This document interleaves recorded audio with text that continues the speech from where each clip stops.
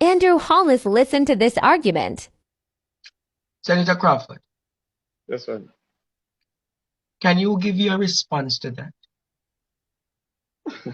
Well, I've always said that the Prime Minister is not the smartest cookie that I have made. But if you look at the arguments, it carries two outcomes. If he suggests that an increase in salary with the same people will lead to increased performance, then he's suggesting that they were sabotaging the country because of a lack of pay. They were punishing the country because they weren't satisfied with their remuneration. So therefore, he's suggesting that the current crop of leaders within the country were acting under sabotage. And whenever they are satisfied with their salary, that sabotage will be removed. That's the first thing you get from that. The second thing you get from that is, would it not therefore also carry that you cannot get a good education system without properly paid teachers? If you can't get a good leadership without properly paid politicians? And would it also carry that you can't get good policing without properly paid policemen and security forces?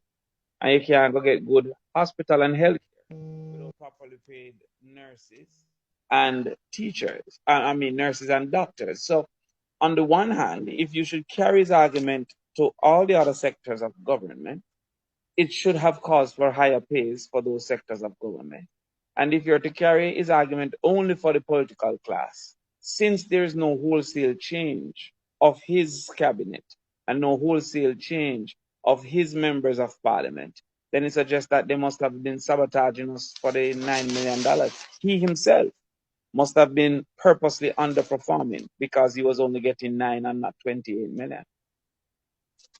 So, Senator, how do the people would argue is that because you're not in the parliament with them, why you're doing this and trying to get political experience from it?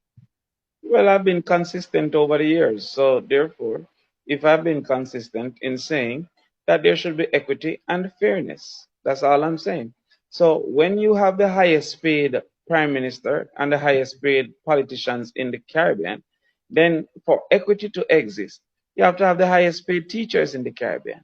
I'm not saying you should have equally paid teachers. No teacher should get the same money as a prime minister. But if you have the highest paid by any measure of objectivity, if your group of politicians who decide who gets paid what is the highest paid in the Caribbean, then your teachers, your doctors, your nurses, your policemen should be the highest paid in the Caribbean. That is not the case.